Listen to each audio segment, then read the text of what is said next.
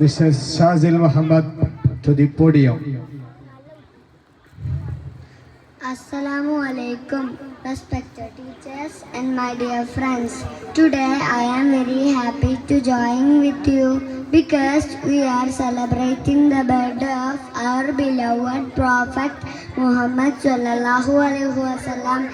There are a lot of prophets, but Prophet Muhammad sallallahu alaihi wasallam is the last messenger of Allah because Islam completed by him. He was born in Qurayshi clan in Makkah. His father had passed away before his birthday and he lost his mother at the age of 6.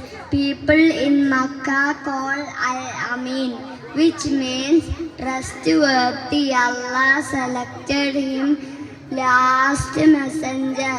We need to learn the Quran and its traditions. Assalamu alaikum. നേരത്തെ